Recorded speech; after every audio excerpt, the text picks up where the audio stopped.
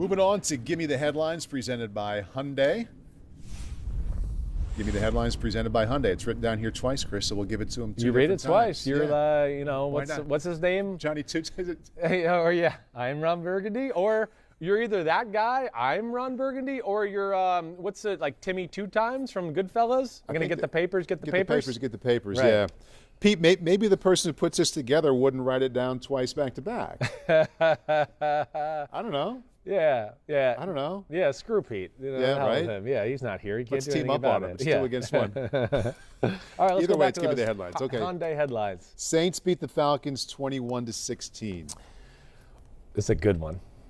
You win some, you taste some. Ha, baby, bam! That's a good one. He's back though. It's 2 good starts out of 3. 2 good starts out of 3, Yeah. both against the Falcons. If he can play the Falcons every week, he'll be perfect. Falcons D was good last week. It was. No, Yeah. I still think what we saw yesterday, encouraging from Taysom Hill. Yeah, we talked a little last week where that Broncos game, there was a few plays where I was like, ugh. Now, we know that game was weird in general, and it wasn't like conducive to great quarterback play anyways, but he looked very comfortable throwing the football.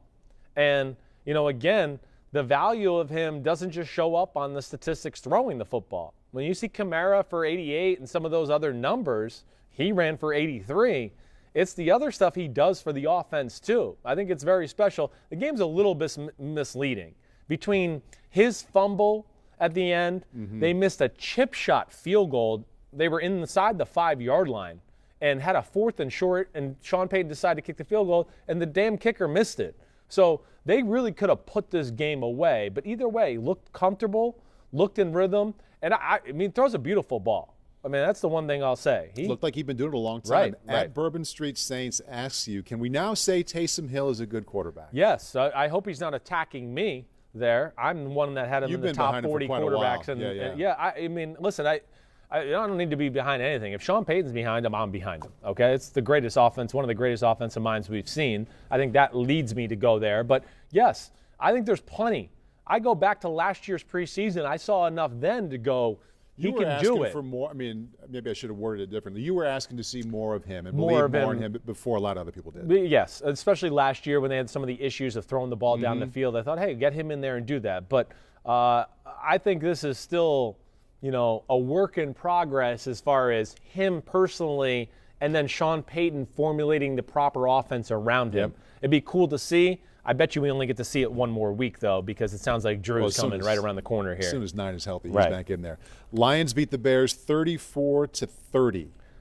Pooh Bears. Oh, the Pooh Bears are back. Oh, 6 losses in a row. What? Man, oh man. Man, hate to do that to Winnie the Pooh, but the Chicago Bears are the Pooh Bears right now. I mean, what can you say? I'm just like, you're up by 10 points. You got I'm more disappointed with the defense than anything yesterday. The offense finally played good. The offense yesterday, from what I saw, and I'm going to go watch this film too, because I thought it showed a little versatility in their plan of attack. They ran the ball a little bit. Trubisky, for the most part, threw the ball pretty well all day long. They got a 10-point lead, and the Lions got to go 96 yards. And they went down the field in 7 plays against that Bears defense. That's disappointing. That's 2 weeks in a row the Bears defense asleep at the wheel. So that, and then I know you get the ball back, the Bears. You've been running the ball with a little success. I didn't love the drop back to pass 2 times in a row. Yeah, questionable. I didn't. Now, maybe Matt Nagy, just the way he saw his defense play that drive before, he went, I think we needed to score more points. I can understand that a little, all right? Maybe he's just going, man, our defense ain't got it right now. Right. I don't trust it. I want to try to get down there and get more points. But, okay, now it's 30-30, right? Or no, it's 34-30. And here's the last part of it. Allen Robinson catches a pass on the sideline, and he's going to get the first down, and he ran out of bounds because he was worried about the clock, a yard short of the first down marker. And then they run the ball up the middle and, of course, don't get the first down. So it just kind of just encompasses the Bears' year in general. Just blown opportunities, stupid things, and, some losing streak here. Darrell Bevell, acting head coach, 1-0. Stafford goes for over 400. Good to see him back the way we've seen him a lot of times before. Yes. He's had kind of a rough stretch here. Yeah, it seemed like they had good energy and they were very happy for Darrell Bevell yesterday. That's for sure. Dolphins beat the Bengals 19-7. Fun one, okay? That the headline because it rhymes? No, I'm going to go with the Brooklyn Brouhaha. Yeah. Do you know? Yeah, the Brooklyn Brouhaha. You know, Flipper, he ain't always down in Miami in the southern warm waters. Every now and then he's got to get up into the tri-state area and the Hudson River up there and get a little grimy in the Hudson River northeast, crap sewage river there, all right? And I'm talking about Brian Flores, of course, because of the fight that went and broke out in that football game. I mean, that was really the headline of the game. 2 cheap shots by a gunner on the what's his name? Mike Thomas on the Cincinnati Bengals. Mm-hmm. And Flores had enough. So he was ready to go fight him. And knowing Brian Flores, working with him in New England, and he roomed with a good friend of mine from high school at Boston College, he's no nonsense. He'll fight anybody. He does not care. He would have fought. And his team plays that way. And they play that way. They like him. They're going to like that too. Yeah. And now, this is why it's worked down there. Not only have they made the right moves in the front office and building the team, but he's got a great way of thinking outside the box. His team is tough, and yet he can show them, hey, I still care about you in the right way.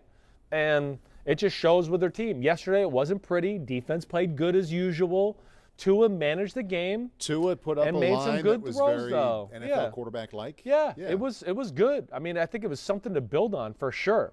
I still want to see more in the offense. It's still a lot of the boots and just one-on-one jump balls and all that. But I saw a little bit more of a versatility of him throwing the ball yesterday.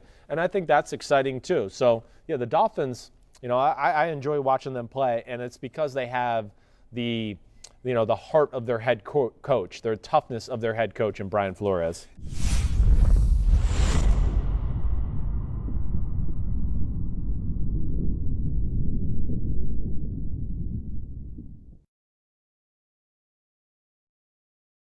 Hi, I'm Mike Tirico, and thanks for watching. Make sure to hit subscribe for the latest news and highlights from NBC Sports.